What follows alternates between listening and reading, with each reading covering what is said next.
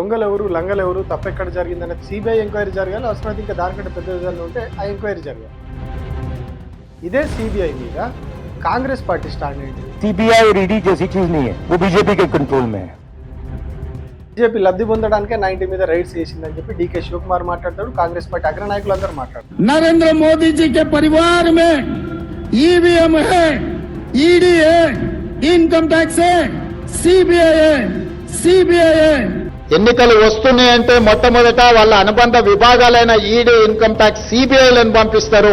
So ఇట్లాంటప్పుడు అది correct, అది ఒక బీజేపీ సంస్థ అని చెప్తున్నటువంటి సిబిఐకి వీళ్ళు ఎట్లా ఇస్తారు? నమస్తే మిత్రులారా, నేను ప్రభాకర్ వైనవంక. Welcome to PV news. Kaleshwaram project సంబంధించి అసెంబ్లీలో చర్చ జరిగింది. దాని మీద సిబిఐ విచారణకు ఆదేశిస్తున్నామని ముఖ్యమంత్రి రేవంత్ రెడ్డి ప్రకటన చేశారు. నిన్న మధ్యరాత్రి ఆల్మోస్ట్ 2 గంటల వరకు అసెంబ్లీ జరిగింది. ఆ తర్వాత ఆయన దీని మీద అనౌన్స్మెంట్ చేసిండు, సిబిఐకి ఇస్తున్నాం. కేసును అధ్యక్ష, ఈ కేసును సెంట్రల్ బ్యూరో ఆఫ్ ఇన్వెస్టిగేషన్ కి అప్పగించడం సముచితము. అందుకే ఈ కేసు దర్యాప్తును సెంట్రల్ బ్యూరో ఆఫ్ ఇన్వెస్టిగేషన్ కు అప్పగించడానికి సభ నిర్ణయం తీసుకుంటున్నది తమ అనుమతితో అధ్యక్ష. మంచిదే, దొంగలెవరు, లంగలెవరు, తప్పెక్కడ జరిగిందనేది తెలవాలంటే ఖచ్చితంగా సిబిఐ ఎంక్వైరీ జరగాలి. అవసరమైతే ఇంకా దానికంటే పెద్ద విధానం ఉంటే ఆ ఎంక్వైరీ జరగాలి. కానీ ఇదే సిబిఐ మీద కాంగ్రెస్ పార్టీ స్టాండ్ ఏంటిది? కాంగ్రెస్ పార్టీ అధినాయకత్వం, ఢిల్లీలో ఉన్నటువంటి అధినాయకత్వం ఏ స్టాండ్తో ఉంది అంటే ఇది రాహుల్ గాంధీ మాటలు ఒకసారి వినండి. सीबीआई और ईडी जैसी चीज नहीं है, वो बीजेपी का औजार है, वो बीजेपी के कंट्रोल में है. हिंदुस्तान में जो हमारे इंस्टीट्यूशंस हुआ करते थे, वो आज इंस्टीट्यूशंस हिंदुस्तान के नहीं है. चाहे वो इलेक्शन कमीशन हो, चाहे वो सीबीआई हो, ईडी हो, ये सब हो, ये अब बीजेपी और आरएसएस के हथियार हैं. We are fighting a political party that has captured the Indian state, that has captured the institutions. We don't believe, for example, that the election commission is fair to us. We certainly don't believe that security apparatus, the CBI, the ED, etc. are fair to us. They're not. Everybody knows it, everybody accepts it. ఏమంటుండ ఆయన? ఇది ఆర్ఎస్ఎస్కు బీజేపీకి ఒక weapon లాగా తయారైనాయి ED, CBI లాంటివి. వీళ్ళు వీటిని ప్రయోగిస్తూ ఉన్నారు విపక్షాల మీద అని చెప్పి స్వయంగా రాహుల్ గాంధీ, లోక్సభలో విపక్ష నేత, అట్లాగే కాంగ్రెస్ పార్టీకి అగ్రనాయకుడు, అధ్యక్షుడు కావాల్సినోడు, సమ్ కారణాలతో పాపం ఆయన చేయకుండా వేరే ఆయన చేశారు. అగ్రనాయకుడే చెప్పిండు సిబిఐ, ఈడీ అనేవి బీజేపీ చేతిలో తోలు బొమ్మలు, బీజేపీ చెప్పు చేతల్లో ఉన్నాయి, బీజేపీ ప్రతిపక్షాల మీద ప్రయోగిస్తున్నటువంటి ఆయుధాలని చెప్పాడు. ఇవే కాదు, ఓన్లీ రాహుల్ గాంధీయే కాదు, కాంగ్రెస్ పార్టీ పాలిస్తున్నటువంటి రాష్ట్రాల్లో కావచ్చు, ఇతర రాష్ట్రాల్లో, కాంగ్రెస్ పార్టీ అపోజిషన్లో ఉన్న రాష్ట్రాల్లో ఎక్కడ సిబిఐ, ఈడీ రైట్స్ కాంగ్రెస్ నాయకుల మీద జరిగినా కూడా కాంగ్రెస్ పార్టీ దాని మీద చాలా తీవ్ర స్థాయిలో ఆగ్రహం వ్యక్తం చేసేది. ఏదైతే ఇప్పటిదాకా రాహుల్ గాంధీ చెప్పాడో సేమ్ అట్లే మాట్లాడేది. 2020 అక్టోబర్లో కర్ణాటక ప్రస్తుత డిప్యూటీ సీఎం డీకే శివకుమార్ ఇంటి మీద సిబిఐ రైడ్స్ జరుగుతాయి.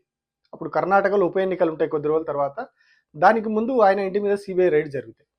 సో దానికి వీళ్ళు ఏం చెప్తారు? ఇది కేవలం బైపోల్ని ఎఫెక్ట్ చేయడానికి, ఆ ఎన్నికల్లో బీజేపీ లబ్ధి పొందడానికే 90 మీద రైడ్స్ చేసిందని చెప్పి డీకే శివకుమార్ మాట్లాడతాడు. కాంగ్రెస్ పార్టీ అగ్రనాయకులందరూ మాట్లాడతారు. 2020లో జరిగింది, జస్ట్ 5 ఏళ్ల క్రితం, ఎప్పుడో జమానాలో కాదు, 5 ఏళ్ల క్రితం జరిగింది. ఇదొకటే కాదు, ఇట్లాంటి ఎగ్జాంపుల్స్ చాలా ఉన్నాయి. కేవలం కర్ణాటకదే కాదు, కర్ణాటక ఎగ్జాంపుల్తో పాటు ఇంకా చాలా ఇట్లాంటి, అంటే కాంగ్రెస్ పార్టీ డ్యూయల్ స్టాండ్ ఎట్లా ఉంది అనేది ఇది చూడండి. Congress blames Modi for CBI mess, questions is meet with CBI chief. Congress blames Modi for CBI mess, questions is meet with CBI chief. ఇది చెప్పింది Randeep Singh Surjewala. In the wake of the CBI registering a corruption case against its special director Rakesh Asthana and raiding its own headquarters, the Congress said Modi's role in the entire matter was under a cloud. అంటే ఇలా మోడీ పాత్ర ఉన్నది, సొంత ఆయన మీదనే ఎట్లా case పెడతారు, ఏం చేస్తారు, ఇందులో ఏదో ఉన్నది, మోడీ తెర వెనుక నడిపిస్తున్నాడు అని చెప్పి ఇదే రణ్దీప్ సింగ్ సుర్జేవాలా కాంగ్రెస్ పార్టీ సంబంధించిన నాయకుడు అన్నాడు. Was it to influence the ongoing corruption investigation against CBI and రా officers asked Congress spokesperson Randeep Singh Surjewala. క్లియర్గా ఉంది, ఆ రోజు పేపర్లన్నీ కూడా దాన్ని పబ్లిష్ చేసినాయి. ఇది క్లియర్గా ఉంది, ఇదే సిబిఐ మీద కాంగ్రెస్ పార్టీ ఇంకొక అగ్రనాయకుడు రణదీప్ సింగ్ సుర్జేవాలా చేసినటువంటి వ్యాఖ్యలు. ఇక ఇంకొకటి, మాజీ జమ్మూ కాశ్మీర్ గవర్నర్ రీసెంట్గా చనిపోయారు సత్యపాల్ మాలిక్. ఆయన మీద ఆయన బతుకున్నప్పుడు గవర్నర్ పదవి నుంచి దిగిపోయిన తర్వాత ఆయనకు సిబిఐ నోటీసులు ఇస్తాయి. ఆ సిబిఐ నోటీసుల మీద ఇదే కాంగ్రెస్ పార్టీకి సంబంధించినటువంటి పవన్ ఖేరా అనే వ్యక్తి ఢిల్లీలో ప్రెస్ మీట్ పెట్టి ఏం మాట్లాడిండో ఒకసారి చూడండి. ना केवल ये संदेश सत्यपाल मलिक के लिए है, यह संदेश ऐसे तमाम लोगों के लिए है जो न तो पेड़ हैं और ना ही वो रेड से डरते हैं, उनमें जमीर है, उनके भीतर सत्य की आवाज है, वो आज सवाल पूछने की हिम्मत रखते हैं। तो उनको ये धमकाया जा रहा है कि अगर आप सत्यपाल मलिक जी की तरह मुंह खोलेंगे तो आपके दरवाजे पर भी सीबीआई दस्तक देगी। ఈ పవన్ ఖేరా ఎవరో కాదు, గత అసెంబ్లీ ఎన్నికల్లో సనత్ నగర్ కాన్స్టిట్యున్సీ నుంచి నిలబడ్డటువంటి కోటా నీలిమ అనే కాంగ్రెస్ అభ్యర్థి భర్త ఈ పవన్ ఖేరా. సిబిఐ ఇవన్నీ కూడా దుర్వినియోగం అవుతా ఉన్నాయి, సత్యపాల్ మాలిక్ నోటీసులు ఎట్లా ఇస్తారు అని చెప్పి ఇదే కాంగ్రెస్ నాయకుడు అప్పుడు మాట్లాడాడు.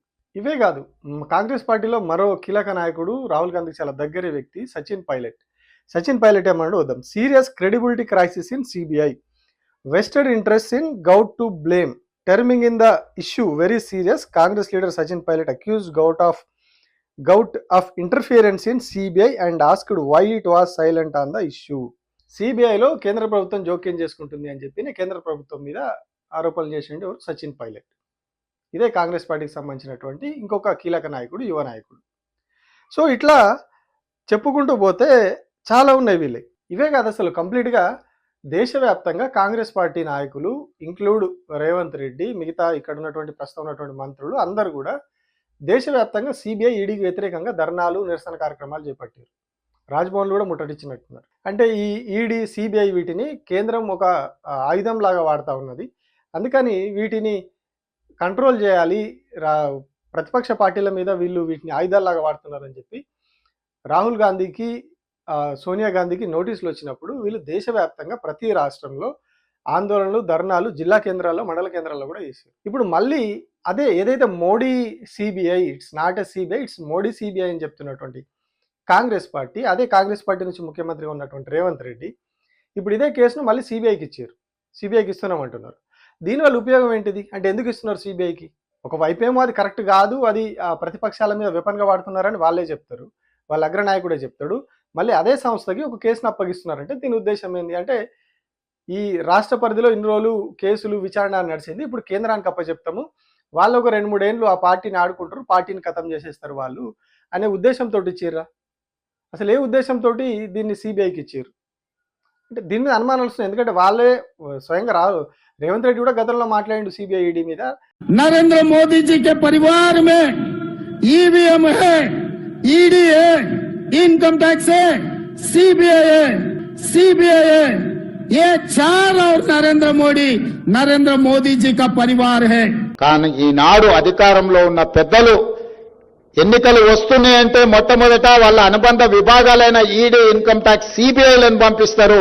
ఎన్నికలు వస్తున్నాయంటే మొట్టమొదట వాళ్ళ అనుబంధ విభాగాలైన ఈడీ, ఇన్కమ్ ట్యాక్స్, సిబిఐలను పంపిస్తారు. ఉన్న వాళ్ళని అందరినీ కూడా అష్టదిగ్బంధం చేయండి అని ఆ తర్వాత ఎలక్షన్ కమిషన్ ను పంపిస్తారు. రాహుల్ గాంధీ అయితే రెగ్యులర్ గా మాట్లాడుతూనే ఉంటాడు.